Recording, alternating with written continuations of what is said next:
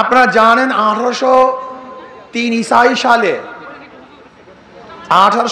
ঈসাই সালে এই ব্রিটিশদের বিরুদ্ধে সর্বপ্রথম, আরে ভাই সাংবাদিকরা কাজ করতে দেন, আপনারা কি বক্তৃতা শুনবেন? আপনারা আসছেন কেন এখানে? সাংবাদিকরা কাজ করতে দেন, যান সাংবাদিক এখান থেকে, এখানে শেষ হবে লাগবে না, যান যান আপনারা ওখান থেকে যান, সাংবাদিকের কাজ করতে দেন। যাও তুমি যাও, সাংবাদিক কাজ করতে দাও।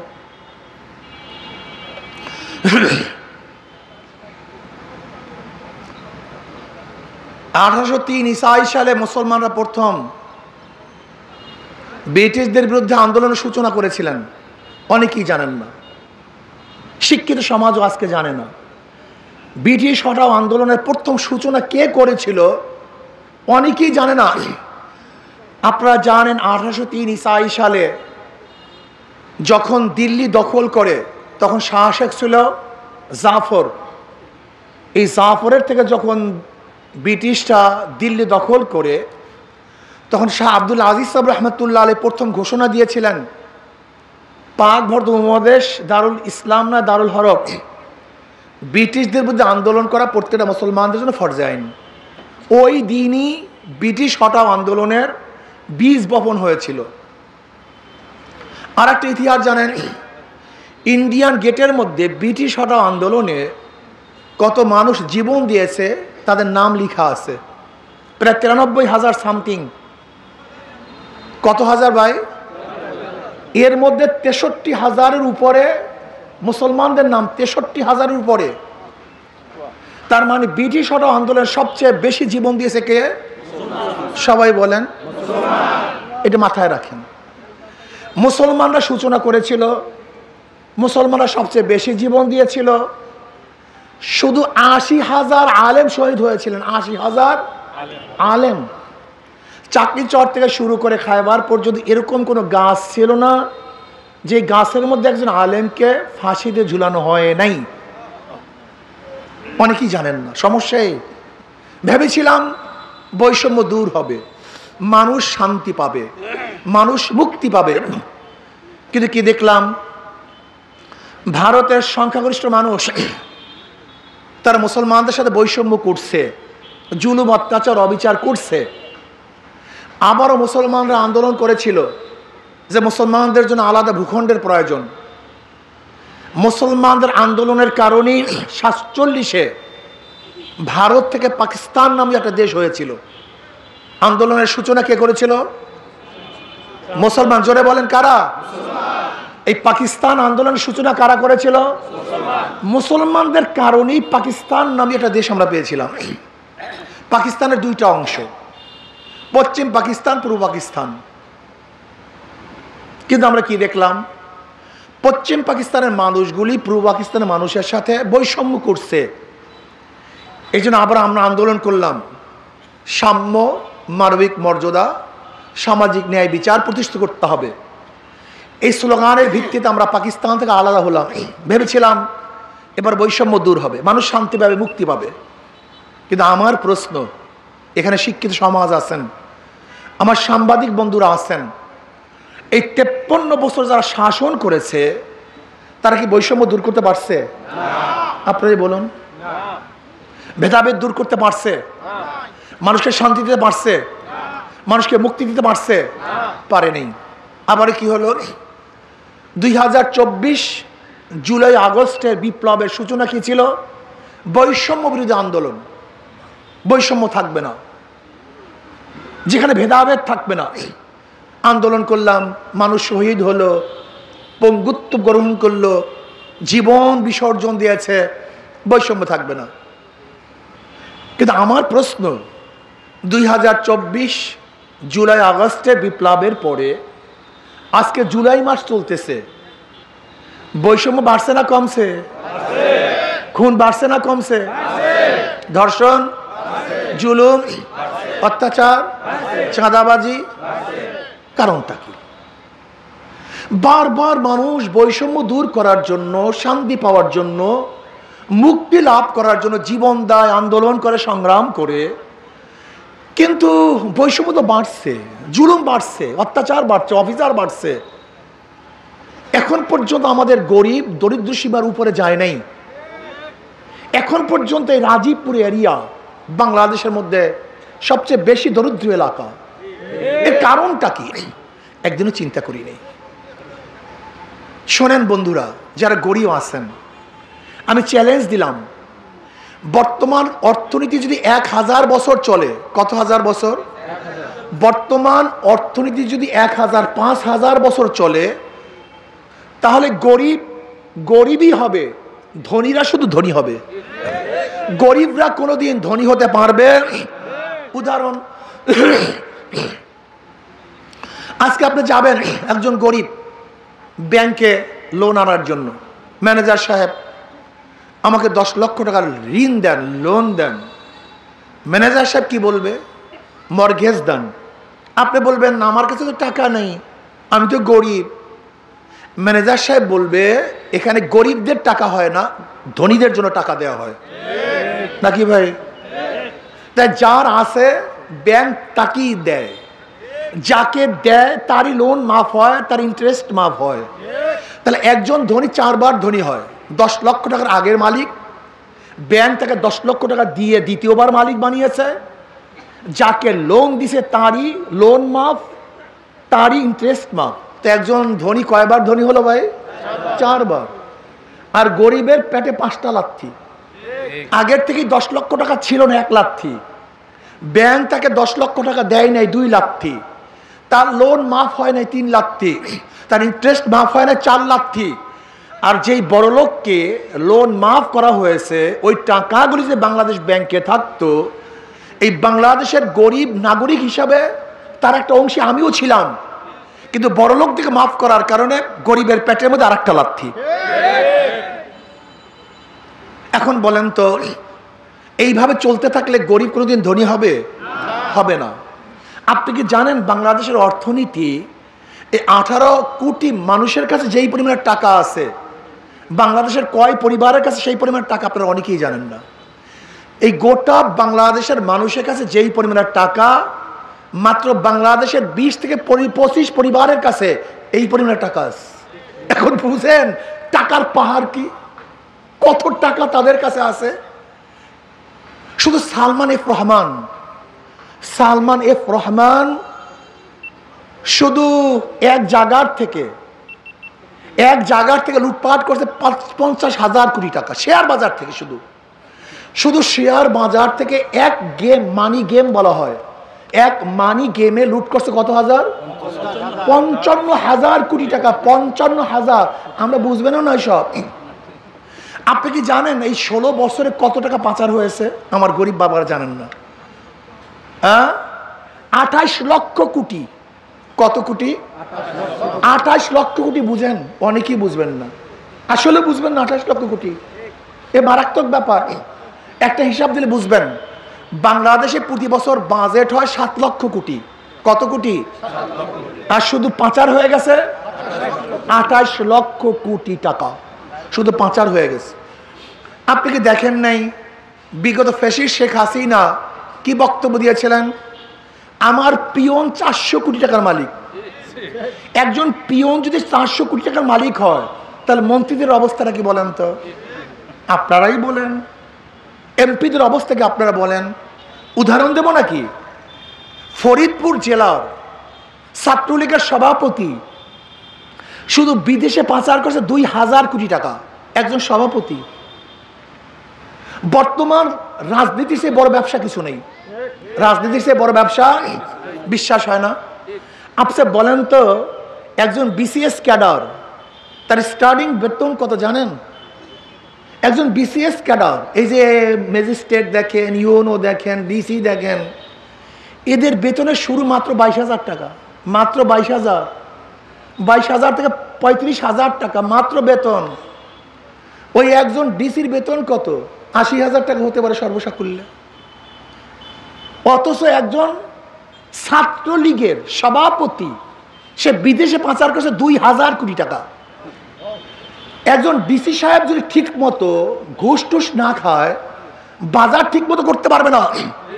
অথচ আজকে যদি ওয়ার্ডের একজন সভাপতি হয়, ইউনিয়নের সভাপতি হয়, থানার সভাপতি হয়, দেখা যায় সে 5 গাড়ি নিয়ে ঘুরতে থাকে।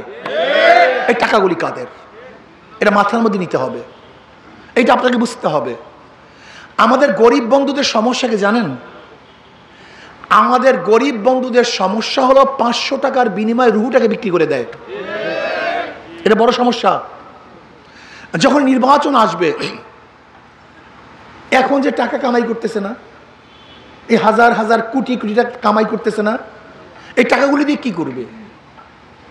নির্বাচনের সময় ভোট ক্রয় করবে। কেন ভোট ক্রয় করবে?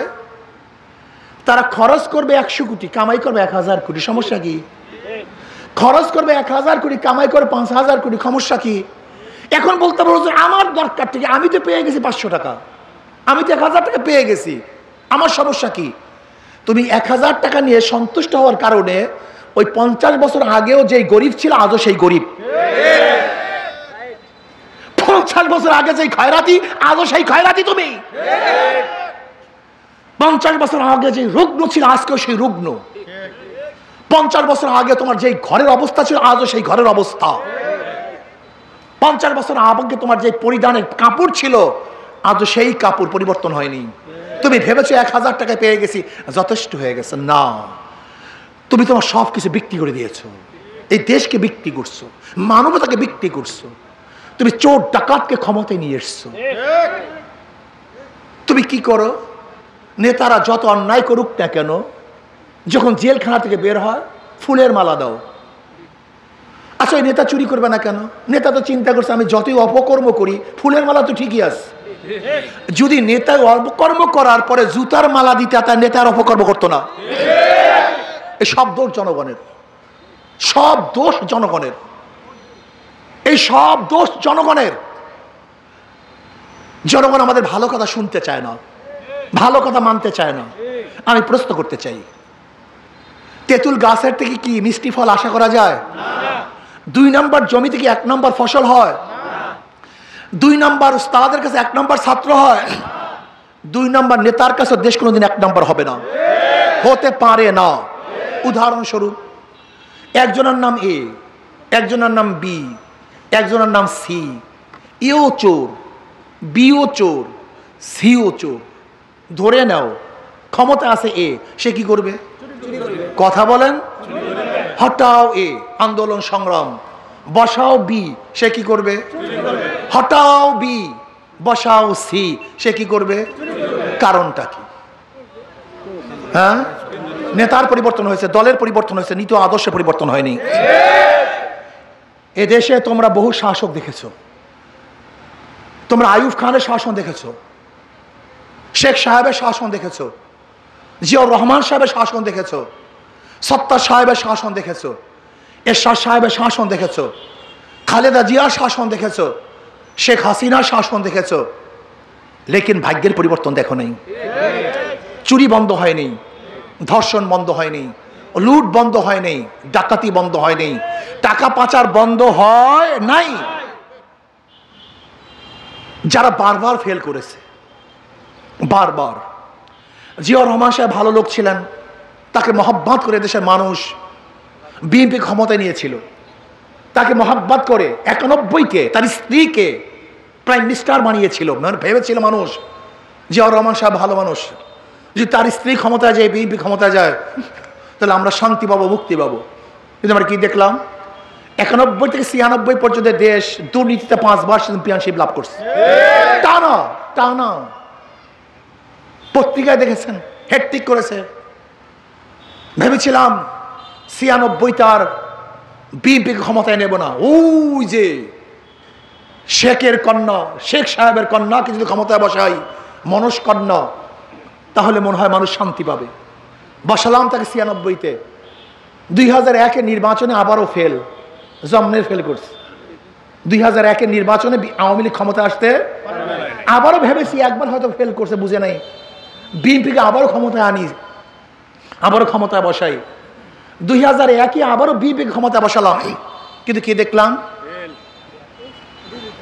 ডবল জিরো পেয়ে ফেল করছে। আন্দোলন সংগ্রাম, এইটা সেইটা, হরতাল অবরোধ, হটাও বিএনপি। আবারও বসালাম শেখ হাসিনাকে, কিন্তু কি দেখলাম? এই আন্দোলন সংগ্রাম আবারও যদি আগামী নির্বাচনে যারা বারবার ফেল করছে তাদেরকে ক্ষমতায় আনো, তাহলে এবার ফার্স্ট ক্লাস ফার্স্ট পাবে, ঠিক না? আসতে কথা ঘটনা। যারা বিগত দিনে বারবার ফেল করছে তাদেরকে আবারও ক্ষমতা বসলে এবার পাস করবে, ফার্স্ট ক্লাস ফার্স্ট হবে না আবারও ফেল করবে? ফেল তো হয়েই গেছে, আসতে পারে নেই, এখনই ডাব্বা মারছে। কিন্তু ইসলামকে এখন আপনারা পরীক্ষা নেন নেই। এই জনগণ ইসলামের পরীক্ষা এখনো আমরা পরীক্ষা দিতে পারি নাই। আপনারা আমাদেরকে একটাবার পরীক্ষা করুন, একটাবার, দুইবার পরীক্ষা দেব না, শুধু একটাবার পরীক্ষা নেন। আমরা পরীক্ষা দেওয়ার জন্য প্রস্তুত। একটাবার একটাবার একটাবার ইসলামকে পরীক্ষা নেন। ইনশাআল্লাহ যদি ভালো রেজাল্ট করতে না পারি আপনাদের কাছে ভোট নেওয়ার জন্য আর কোনোদিন আসবো না, কোনোদিন না, পরীক্ষা দেওয়ার জন্য আসবো না, দরকার নেই পরীক্ষা দেওয়ার। একটাবার পরীক্ষা নেওয়ার জন্য সবাই রাজি আছেন তো ইনশাআল্লাহ? দেখেন আমি একটা সূক্ষ্ম কথা বলি, খুব সূক্ষ্ম কথা শোনেন। ওদের মার্কার মধ্যে ধোঁকাবাজি, ওদের মার্কার মধ্যে। আচ্ছা, যারা নৌকা নিয়ে নির্বাচন করে তারা কি নৌকা চালাতে পারে? হ্যাঁ। আচ্ছা, যারা নাঙ্গল নিয়ে নির্বাচন করে তারা নাঙ্গল বইতে পারে? যারা ধানের শীষ নিয়ে নির্বাচন করে তারা ধান কাটতে পারে? যারা কুঠার নিয়ে নির্বাচন করে তারা কাঠ কাটতে পারে? যারা গরুর চাকা নিয়ে নির্বাচন করে তারা গরুর গাড়ি চালায়? এই সব প্রতীকগুলি গরিবদের। নৌকা কাদের প্রতীক? নাঙ্গল কাদের প্রতীক? ধানের শীষ কাদের প্রতীক? কুঠার কাদের প্রতীক? গরুর গাড়ি কাদের প্রতীক? সব মার্কা গরিবদের, কিন্তু একটাও গরিব না। যারা নির্বাচন করে একজনও, কিন্তু মার্কা সব কিসের জন্য নিচে জানেন? এই গরিবদেরকে ধোঁকা দেওয়ার জন্য। সব ধোঁকাবাজ, বিশ্বাস করেন না। টুনটুনা টুনটুন, শুধু ভোটের সময় ভালো ভালো কথা বলবে, ভোট পাওয়ার পরে টুনটুনা টুনটুন। কিন্তু হাত পাখা এমন এক প্রতীক, খুব ভালো মতো দেখেন তো। হাত পাখা যে নির্বাচন করে সেও ঘুরাতে পারে, যারা সমর্থন করে তারাও ঘুরাতে পারে, পুরুষরাও চালাতে পারে, মহিলারাও চালাতে পারে, ধনীরাও চালাতে পারে, গরিবরাও চালাতে পারে, বড়রাও চালাতে পারে, ছোটরাও চালাতে পারে। মুসলমানের প্রয়োজন, হিন্দুদের প্রয়োজন, খ্রিস্টানদের প্রয়োজন। বিশ্বাস হয় না? সব মার্কা নিয়ে কেউ ঘুমায় না, হাত পা নাঙ্গল নিয়ে কেউ ঘুমায় না, কেউ নৌকা বুকের উপর নিয়ে ঘুমায় না, কেউ ধানের শীষের সরা নিয়ে ঘুমায় না। ঘুমায় না কি কেউ? কিন্তু ঘুমের সময় হাত পাকা কোথায় থাকে? বুকের উপরে থাকে। এটা কলিজার প্রতীক, সর্বজনীন প্রতীক। কারেন্ট ফেল করে, হাত পাকা ফেল করে না, সবাইকে শান্তি দেয়, সর্বজনীন। আমি বিশ্বাস করি যদি হাত পাকা বিজয় হয়, এই মানবতা বিজয় হবে। হাত পাকা বিজয় হয়, গরিবরা বিজয় হবে।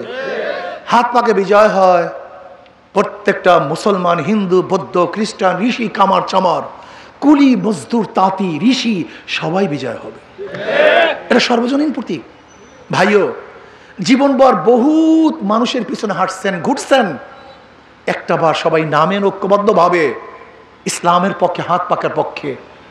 এই যে দেখেন আপনাদের প্রফেসর সাহেব, ওঠেন, দাঁড়ান প্রফেসর সাহেব, এই আপনাদের কলেজের প্রফেসর, এই এতক্ষণ ছিল হাত পাকা, তোমার কপালের মধ্যে আসিল, আমার বুকের মধ্যে রাখবা, এই সময় হাত দেওয়া নাই। এটা তো বুকের জিনিস, কি কথা ঠিক না?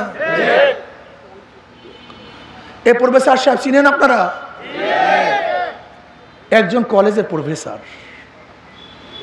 মনে হয় যেন ফেরেশতা। এই চেহারার মধ্যে চুরির কোনো লেভেল নাই, এই চেহারার মধ্যে ধর্ষণের কোনো ছাপ নাই, এই চেহারার মধ্যে গুন্ডামির কোনো ছাপ নাই, এই হাতের মধ্যে চুরি নাই, ডাকাতি নাই, খুনের রক্ত নাই।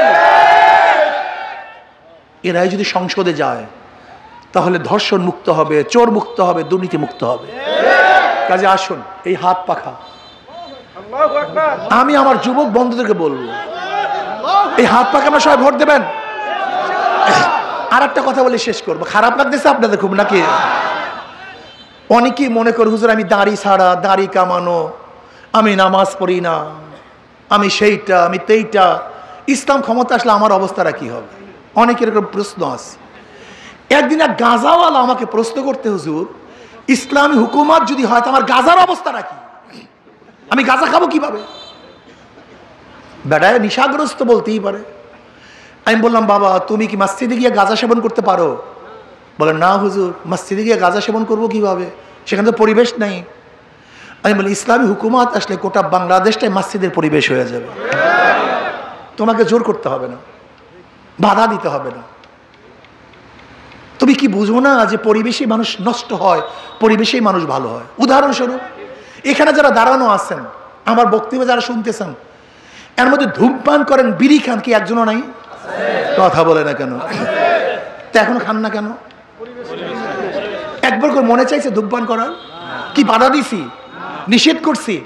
না, বাধাও দেয় নাই, নিষিদ্ধ করি নেই। আপনার পরিবেশ আপনাকে ভালো বানাইছে, কথা ঠিক না? আচ্ছা দাড়ি কামেন না বাবার, আপনার ভাবেন আমার দাড়ির অবস্থা কি? আচ্ছা মসজিদে যখন ঢুকেন আপনাকে কি বলছে দাড়ি ছাড়া ঢুকতে পারবেন না, টুপি ছাড়া ঢুকতে পারবেন না? মসজিদ সবচেয়ে ভালো জায়গা, এর চেয়ে পবিত্র কোনো জায়গা নেই। যদি মসজিদে আপনাকে দাড়ি ছাড়া ঢুকতে দেয়, টুপি ছাড়া ঢুকতে দেয়, আপনার পোশাকে ঢুকতে দেয়, সবচেয়ে পবিত্র জায়গা, তাই গোটা বাংলাদেশ থেকে আপনি দাড়ি ছাড়া পাঠিয়ে দিবে আপনাকে? এটাকে বোকা টাকা নাকি আপনাকে? হ্যাঁ, আপনি কেমন কথা মনে করছেন? ইসলাম যদি ক্ষমতায় আসে, একটা পরিবেশ সৃষ্টি হবে, ভালো মানুষগুলি তাদের সাথে থাকলে খারাপ মানুষগুলি ভালো হয়ে যায়, আর খারাপ মানুষের সাথে ভালো মানুষগুলি থাকলেও এগুলি খারাপ হয়ে যায়। আপনি দেখেন নাই বুয়েটে আবরারকে কারা হত্যা করছে? সবচেয়ে উচ্চ লেভেলের শিক্ষিত ছাত্ররা, এরা ছিল ভালো, কিন্তু সঙ্গ দোষে খুনি হয়ে গেছে, ওই দল করার কারণে খুনি হয়ে গেছে। কাজে আমি মনে করি ভালোর সাথে যদি থাকেন আমরা সবাই ভালো হয়ে যাবো। কারণ একটাবার পরীক্ষা দেন, পরীক্ষা নেন, হাত পাকা সব অংশগ্রহণ করেন, হাত পাকে বিজয় করেন। আল্লাহ পাক আমাকে এবং আমাদের সবাইকে কবুল করে নেবেন। আল্লাহুম্মা